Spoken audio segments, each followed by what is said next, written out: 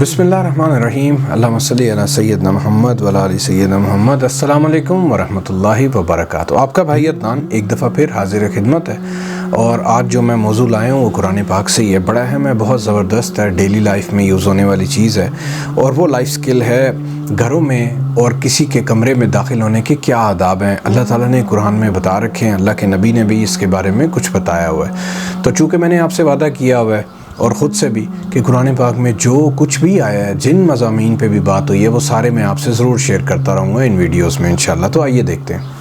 इस सिलसिले में सूरह नूर है, आयात 27 से 29 है, वो आपसे शेयर करता हूँ। अल्लाह ताला फरमाते हैं, मोमिनों अपने घरों के सिवा दूसरे लोगों के घरों में घर वालों से इजाज़त लिए और उनको सलाम किए बगैर दाखिल ना हुआ करो। सो आप देखें, इसमें मैसेज बहुत वाज़ेह है। घरों में भी दाखिल ज़ाहिर है होने के लिए ये बताया गया है और ज़ाहिर है जब आप घरों में आ जाएं तो किसी के कमरे में भी जाने से पहले फरमाया इजाज़त ले लिया करो और तुम्हारे हक़ में बेहतर है और हम ये नसीहत इसलिए करते हैं कि शायद तुम याद रखो। सुभान अल्लाह। फिर अगली आयत में अल्लाह ताला फरमा रहे हैं, फिर अगर तुम घर में किसी को मौजूद ना पाओ तो जब तक तुमको इजाज़त ना दी जाए उसमें मत दाखिल हो, और अगर ये कहा जाए कि उस वक्त लौट जाओ तो लौट जाया करो, ये तुम्हारे लिए बड़ी पाकीज़गी की बात है और जो काम तुम करते हो अल्लाह सब जानता है। अब यहाँ पे देखें, एक मैसेज बड़ा इम्पॉर्टेंट है कि अगर तुम्हें यह कह दिया जाए कि मतलब मिसाल है घर में से इजाज़त नहीं मिलती आने की, तो बुरा नहीं मनाना चाहिए कि यार ये अजीब बात है, इन्होंने मुझे आने को नहीं कहा। There must be some reason जिस वजह से आपको रोका गया है या जो भी है। तो आला इखलाक यही है कि आप बुरा ना मनाएं और रुक जाएं उस घर में या उस कमरे में दाखिल होने से। फिर अगली आयत में अल्लाह ताला फरमाते हैं, हाँ अगर तुम किसी ऐसे मकान में जाओ जिसमें कोई ना बसता हो और उसमें तुम्हारा असबाब रखा हुआ हो तो तुम पर कुछ गुनाह नहीं। सिर्फ ऐसी जगह पे जहाँ पे जो रिहाइश पजीर नहीं है कोई भी उधर, वहाँ पे आपको इजाज़त है, आप बिन इजाज़त जा सकते हैं।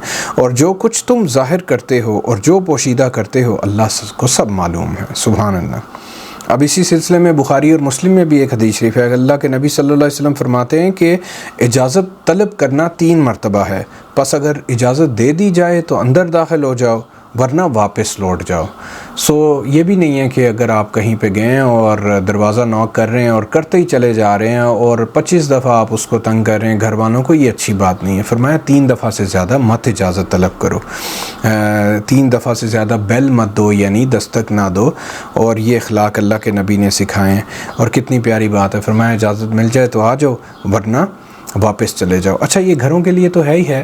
प्लीज़ मैं आपसे अर्ज़ करूँ, यहाँ एक चीज़ बताता जाऊँ, कमरों में भी आपसे अर्ज़ करूँ कि ये आदत डालनी है घरों में, स्पेशली जहाँ जॉइंट फैमिली सिस्टम है और नहीं भी हैं तब भी घरों में जो बड़े हैं, जो वालिद साहब हैं, ससुर साहब हैं, बाप है, बेटा है, भाई है, जब आप दाखिल होते हैं कमरों में, जो अपनी बहनों बेटियों की बहू के इन कमरों में मिसाल है फॉर एग्ज़ाम्पल, तो अदब का और इखलाक का की इंतहा और क्लाइमेक्स ये है कि आप अपने ही घर और अपने ही लोग समझ के हर कमरे में बिन पूछे मत घुस जाएं। कमरा बंद है या खुला भी है तो थोड़ी आवाज़ दे के, थोड़ी दस्तक दे के, फिर रिस्पांस सुनना आगे से बहन बेटी बहू का कि हाँ जी बाबा आप आ जाएं या भाई आप आ जाओ या जो भी है, इस तरह की आवाज़ सुन के कि हाँ जी अगले ने उस कमरे में जो भी है उसने एक्नॉलेज कर लिया। और सो अंदर से कहने का मकसद है जब इजाज़त मिल जाए तो तब आप जाएं। आप बेशक भाई हैं, बेटे हैं, बाप हैं, ससुर हैं, किसी पोजीशन में भी हैं, तो ये आदाब हैं जो अल्लाह के नबी ने सिखाए हैं, कितने खूबसूरत हैं और कितनी तहज़ीब है इसमें। अल्लाह हमें तौफ़ीक दें इंशाअल्लाह अमल की। फिर अल्लाह के नबी ने बुखारी और मुस्लिम में एक और हदीस है बताया हुआ है कि ये जो हदीस शरीफ है, फरमाया ये जो इजाज़त तलब करना है, फरमाया ये इसलिए मुकर्रर किया गया है ताकि ना महरम पे नज़र ना पड़े। सो ये घरों में इजाज़त के रेफरेंस से भी है और ज़ाहिर है कमरों में भी इजाज़त के रेफरेंस है कि अगर घरों में कोई गैर महरम है जो कि आपको सारे रिश्ते ये पता है, नहीं तो मैं एक और जगह शेयर कर दूंगा तफसील से, कुरान में ये ज़िक्र भी आएगा, तो वो गैर महरम जो है वो पर्दा कर लें, या जो अपने भी हैं लेकिन वो रिश्ते जो हैं वो जैसे मैंने बताया बहू बेटी के, बहनों के, तो वो ख़ुद को अपनी मुनासिब हालत में कर लें ताकि जो है अदब एहतराम वो कायम रहे। सो अल्लाह के नबी ने ये इसकी हिकमत बताई है। پھر اسی طرح ان آداب میں ایک اور چیز ہے، بخاری اور مسلم میں ایک حدیث روایت ہے، ایک دفعہ ایک شخص نبی صلی اللہ علیہ وسلم کے دروازے پہ آیا اور دروازہ کھٹکھٹاتا ہے، تو آپ صلی اللہ علیہ وسلم نے پوچھا کہ بھائی کون ہے؟ تو وہ کہنے لگا میں ہوں۔ تو اللہ کے نبی نے تھوڑی سی ناراضگی کا اظہار کیا، فرمایا یہ کیا تم نے میں لگا رکھا ہے، یعنی آپ صلی اللہ علیہ وسلم نے اسے برا جانا، اور ظاہر ہے یہ بات بھی بری ہے۔ اب میں سے کیا پتہ چلے گا کہ اندر بیٹھے شخص کو کہ باہر کون ہے؟ سو ہمیشہ اپنا نام بتایا کریں تاکہ اگلے کو مکمل یقین ہو جائے کہ کون ہے، اور اس حساب سے کیسے اس کو بہن ہے، بیٹی ہے، بہو ہے، کوئی بھی ہے، وہ کیسے اس کو مینیج کر لے۔ تو یہ ایک اعلیٰ اخلاق میں چیزیں آنے والی ہیں، اللہ ہمیں توفیق دے دیں سمجھنے کی اور عمل کی۔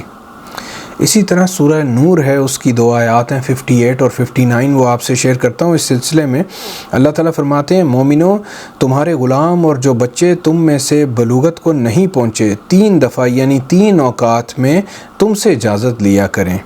ایک تو نماز فجر سے پہلے، یعنی جب آپ رات میں سو رہے ہوتے ہیں اور صبح اٹھتے ہیں، اور دوسرے گرمی کی دوپہر کو جب تم کپڑے اتار دیتے ہو، گرمیوں میں دوپہر کے ٹائم کیلولا کے وقت، اور تیسرے عشاء کی نماز کے بعد۔ یہ 3 وقت فرمایا تمہارے پردے کے ہیں، ان کے آگے پیچھے یعنی دوسرے وقتوں میں نہ تم پر کچھ گناہ ہے اور نہ ان پر کہ کام کاج کے لیے ایک دوسرے کے پاس آتے جاتے رہیں۔ اس طرح اللہ اپنی آیتیں کھول کر بیان فرماتا ہے، اور اللہ بڑا علم والا، بڑی حکمت والا ہے۔ پھر اگلی آیت فرمایا، اور جب تمہارے لڑکے بالغ ہو جائیں تو ان کو بھی اسی طرح اجازت لینی چاہیے جس طرح ان سے اگلے یعنی بڑے آدمی اجازت حاصل کرتے رہے ہیں۔ اس طرح اللہ تم سے اپنی آیتیں کھول کر بیان فرماتا ہے، اور اللہ جاننے والا ہے، حکمت والا ہے۔ اب دیکھیں اللہ تعالیٰ نے کیا خوبصورت باتیں ان آیات میں بھی سورہ نور میں بتا دی ہیں، آداب بتا دی ہیں کہ جو آپ کی پرائیویسی کے ٹائمز ہیں ان کے اندر آپ کی اگر کوئی گھر میں سرونٹ ہیں، مرد ہے یا خاتون ہے، بیٹی ہے، عام طور پہ چھوٹے بچے بعض وقت بھی ہوتے ہیں، سو وہ لوگ جو ہیں وہ آپ سے اجازت لے کے آیا کریں آپ کی پرائیویسی کے ٹائمز میں۔ اور اسی طرح فرمایا جب تمہارے بیٹے بڑے ہو جائیں، بلوغت کو پہنچ جائیں، تو ان کو بھی ان آداب کا خیال رکھنا چاہیے اور سمجھداری سے کام لینا چاہیے۔ یہ دیکھیں آداب ہیں جو اللہ تعالیٰ سکھا رہے ہیں، اللہ ہمیں توفیق دے دیں انشاءاللہ عمل کی۔ اس سلسلے میں سورہ الاحزاب ہے، آیات 53 اور 54 ہیں، وہ بھی آپ سے شیئر کرتا ہوں۔ اللہ تعالیٰ فرماتے ہیں، مومنوں پیغمبر کے گھروں میں نہ جایا کرو مگر اس صورت میں کہ تم کو اجازت دی جائے، یعنی کھانے کے لیے بلایا جائے، جب اس کے پکنے کا انتظار بھی نہ کرنا پڑے، لیکن جب تمہاری دعوت کی جائے تو جاؤ، اور جب کھانا کھا چکو تو چل دو، اور باتوں میں جی لگا کر نہ بیٹھ رہو۔ یہ بات پیغمبر کو ایذا دیتی تھی اور وہ تم سے حیا کرتے تھے اور کہتے نہیں تھے، لیکن اللہ سچی بات کے کہنے میں نہیں شرماتا۔ اور جب پیغمبر صلی اللہ علیہ وسلم کی بیویوں سے کوئی سامان مانگو، اب دیکھیں یہاں پہ یہ والی آیت میں پہلے بھی شیئر کر چکا ہوں اپنے ویڈیوز میں، لیکن اس پرٹیکولر سبجیکٹ کے ریفرنس سے یہ جو اگلا حصہ ہے یہ بڑا اہم ہے، پلیز یہ آپ سمجھیں۔ فرمایا، اور جب پیغمبر کی بیویوں سے کوئی سامان مانگو تو پردے کے باہر سے مانگو، یہ تمہارے اور ان کے دلوں کے لیے بہت پاکیزگی کی بات ہے۔